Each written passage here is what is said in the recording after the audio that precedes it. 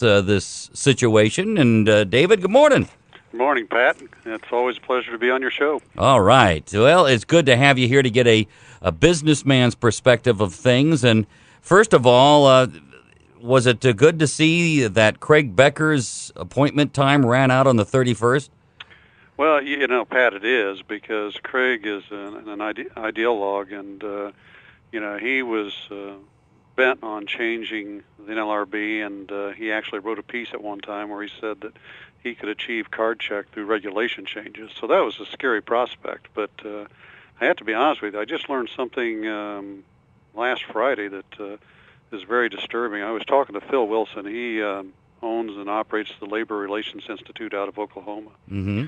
And he told me, and he has since put it in his weekly newsletter, that the two new people that have been recessed appointed by Obama are even more radical than what Becker is, and that Mark Pierce, who has taken over as chairman of the NLRB, is kind of a thuggish in his approach to the thing, that he's bound and determined to push things through no matter what. Oh, so, this combination, and I've got another blog that's in the process right now talking about this, but this combination could be even worse than what we saw last year, and last year was a bad year. Well, and I remember that under this last NLRB, they were pushing that South Carolina, not allowing Boeing to move there. Well, they did that, and of course they had the new posting rules that they're trying to get through that are scheduled to go in effect in April, and then quickie elections, which is basically a behind-the-scenes card check or Employee Free Choice Act type of bill or regulation, and they've got other things that they're looking at. If they're allowed to push this agenda, it could be devastating for the employees of this country and the employers of this country, because we need jobs now. Well, this is not going to help the job situation. And for those listening out there that might not understand it, how would it hamper the job situation, and how would it be harmful to America? Well, here's the thing. They are bent on taking care of big labor, because this president needs big labor to get reelected. He needs their campaign contributions, and he needs their foot soldiers on the ground to go around and register voters and then get people to the polls. I mean, that's what they do. And if he doesn't do something for them to help them, they're not going to support him the way he needs to be supported. So enter the National Labor Relations Board, the NLRB. He gives them the tools to go out and mass unionize people quickly.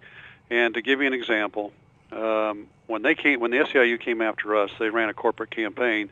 They wanted me to sign a neutrality agreement that would bypass a secret ballot election and allow them to card check people. Okay, well, I'm here to tell you, and just the presence of the union intimidation mobs down at your state capitol last year, and what we're seeing for right to work here this year, gives you a good idea what happens. These people will go out and they'll go to people's homes, they'll wait for them after work, any place they can find them, and intimidate them into signing union cards. And once they get a bare majority, the company's unionized. And now they have to, work with the unions and face intimidation tactics by the unions. And companies, if they see they're going to go through this stuff, bottom line, they're going to pull their horns in, and they're not going to do anything as far as new jobs and expanding until they get this National Labor Relations Board situation rectified. And that's really what we're looking at. Tom, any thoughts on your part? Well, I know you're chomping at the bit there. You say the president is using the NLRB as a political tool, and he may be, but the Republicans are using it as a tool as well, because they don't want it to have a quorum to be able to do anything, and that's why they're complaining about these recess appointments, because without the recess appointments, the Republicans weren't going to let anybody be appointed to the NLRB by the president, and so there would be nothing coming out of that organization. Well, Tom, that's beside the point. The truth, no, Tom, but here's what you don't understand. It isn't a political tool by the Republicans. The problem is there is no desperate need that the NLRB is in session. There isn't anything hanging out there that is that desperate that they have to have these people in there and that these laws have to be passed. If you go out and look at how many complaints are filed every year, it's minimal. And you don't hear about that much in the news anyway about people having problems with their employers. This is all a political ploy by this administration. It has nothing to do with Republicans. This has everything to do with the National Labor Relations Board exceeding their rights and what their objectives are supposed to be. Well, and then you combine that, David, with the President's speech in early December saying that capitalism has never worked. And then you see things like this. I mean, to me, he is definitely nudging the country into something that we've never seen before. Well, that's right. And, he's imperialistic. He's bound and determined to push his agenda through no matter what. And, again, he has to have the people to do it. And, Tom, I just want to say one more thing going back to your point. Under the National Labor Relations Act, the NLRB has two primary functions. The first is to conduct secret ballot elections among employees, determine whether or not the employees wish to be represented by a union. What the NLRB is trying to do right now with all these regulations they're trying to pass is contrary to that first primary function. Number two, and you can go to their site, it's on their site, I'm not making this up, is to prevent and remedy statutory defined unfair labor practices by employers and unions. Not to hold or support one group over another. And this group now is supporting unions over employers.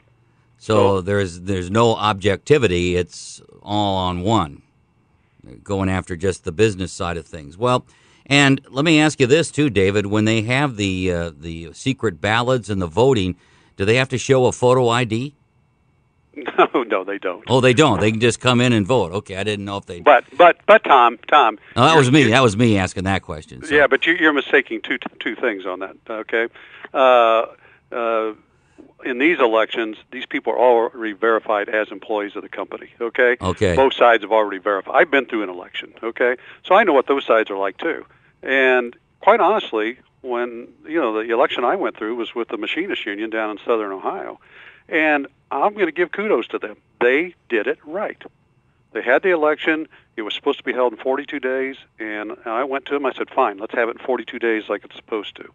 And, they spent time. They talked to our employees. They had them down at the local bar for wings and beer a couple nights a week talking to them, which I can't do legally, by the way.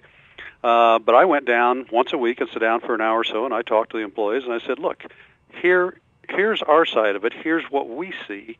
And you could see that these people weren't aware of their rights. And one of the first ones was that I said to them was, something, just because you signed a union card doesn't mean you have to vote that way when you go into the ballot box, because it's secret. Nobody will know. The government won't know. I won't know. The union won't know. And you could visibly see a weight taken off their shoulders. And after the meeting, I had several of them come up to me and say, thank you. The only reason we signed union cards is because we had people following us around in the plant and intimidating us. And that's why we need the secret ballot election. It isn't because employers are trying to pull one over on the unions. It's because people need freedom of choice without somebody else intimidating them. Again, talking with David Bago, as David is author of the book Devil at My Doorstep, also the president and CEO of Executive Management Services. And you also had another interesting article about I think, is it state of Indiana, right to work? Yep. Governor Daniels is trying to, it's amazing how the Democratic Party wants, the freedom of choice, supposedly, when it comes to our contraception and birth.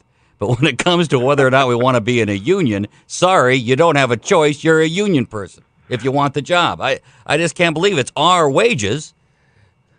Well, that's right. And here's the whole thing. And I try to point this out in my article. And by the way, it was just published in the Indianapolis Business Journal this morning, and I hear it's going to go out on the wire and some other news services later today. But here's the thing about it. I'm not anti-union. What I look at and say is, okay, if you as a union can provide a service that the people want, then they'll sign up and they'll pay for that service. But what they shouldn't be subjected to is being forced to pay for something they don't want. And I know, because I've seen it, both in the election I just told you about and in the corporate campaign that I went through with the SEIU, that behind the scenes, and this is what 90% of the people don't understand, is that these big labor bosses are out there intimidating people into being part of the union, and intimidating employers also. And that's what's wrong about this whole scenario, and that's why right to work is necessary. And here in Wisconsin, this whole recall election has definitely been pushed and supported by the union and all the union money, and workers coming out to get the recall signatures into that nature. And it is scary. I read a story in the Journal Sentinel that the We Act Teachers Union telling Tom Barrett, no, you don't have to run for governor if there's a recall. So they're kind of instructing. And the Obama administration thought that the whole recall would take away from his reelection effort here in Wisconsin, but the unions here told them, forget it, we're doing it anyway. So, well, that's right. You have to understand something about the president. The president's for himself. It's obvious that he'll throw either side under the bus, like he threw the unions under the bus to please his environmentalist on this Keystone XL pipeline thing. And he's a political animal, and that's all he's out there for. And it's unfortunate because you would hope that he would be for the betterment of the country as a whole. I also read a story, and I don't know if you followed it this close or not, but the real reason why that they're very upset with Governor Walker and want him out is not only because they have to no longer can they bargain for their benefits with collective bargaining, but the fact of the matter is that they will no longer have their dues taken out of their paychecks. The people have to write the money out if they want to stay in, and that is the major reason why they're coming after him, because the money train is drying up. Well, that's right. It's the checkoff clause, and that's the big things the unions want, because they know if the dues aren't forcibly collected by the employer or the government, either one, whoever the agreement's with, that most people opt out and won't pay it because they don't feel like they're getting any real feedback or any real value out of what the union provides for them. And the unions know that. So that's why they go to this intimidation phase to keep people in. Wow. So how's your business been going? As vocal as you are, have there been any shots towards you or anything like that? No, we've done real good. We haven't had any bad feedback on this at all. I believe that, as we went through this whole situation with the SEIU, I believe our people, our employees understood, that we were trying to do the right thing wherever we're at, and they didn't like being intimidated. As I've written in my first book, and it's in my second book coming out here pretty soon too, is most of these people just want to be left alone to do their job, take care of their families, and live their life. They don't want people interfering and intimidating them. And so we just, quite honestly, we don't see anything. Yeah, and that's just it. When we talk about this, it's not the I call them the foot soldiers, the people actually working, because you said it perfectly. They want to earn a living, they want to provide for their family, and keep making sure they're not ripped off, as it would be by the people that are running the business.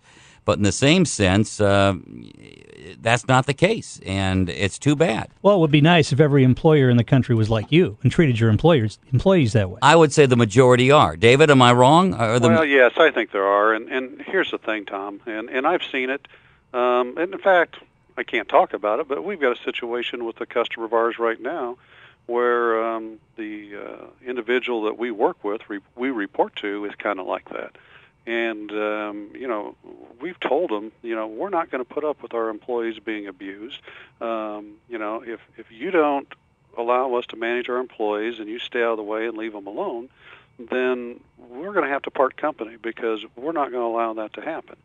And what we find is, bottom line is it's kind of isolated. It's not necessarily the company as a whole, although once in a while you do run into a company that kind of has this philosophy. Most of the time it's a bad manager implanted in the company somewhere, and the company hasn't either caught up with them yet or is afraid to address them for some reason or the other. So, but the percentages are pretty low. All right. Well, and what do you think, just quickly here before we let you go, of the field for Republican candidates? Are there Go ahead.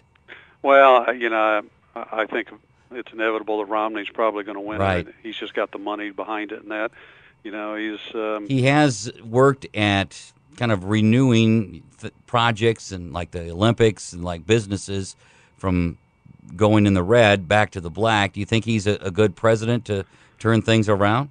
Well, I've got mixed emotions, to be quite honest with you. I've met him. I met him when he was running back in '08 as a primary candidate here in Indianapolis, and I found him to be a little aloof and hard to reach.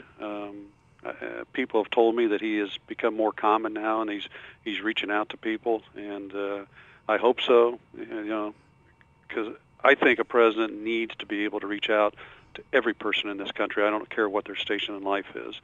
And on top of that, the other thing is he's going to have to be ready for a scorched earth campaign. I've written about this also. I think the administration is going to come out and it's going to be ugly. It's going to be brutal. The union's going to come out. It's going to be a brutal campaign, and we need a candidate that will stand. Thank you, Citizens United, for that. And the super PACs will be just trashing the airwaves with money all over the country. Tom, what you don't realize is that just allowed there to be an even playing field. Before that, the unions could do it, but the businesses and that couldn't. I don't want the unions or the businesses to be able to spend unlimited amounts of money. Well, you weren't Tom, crowing the other way. Yeah, but Tom, then you can't blame one side, what you're doing by trashing Citizens United. If you're going to look at it and say, okay, it's both sides, if we're going to do this, let's eliminate both of them. But before, the unions could do it, and businesses couldn't. All that happened was the playing field was leveled. Yep. All right. Again, folks, you can go to devilatmydoorstep.com, thedevilatmydoorstep.com, and learn more about the book and some of the blogs that David writes on frequently. David, thanks again. We'll be in touch in the future. Well, thank you, gentlemen, and you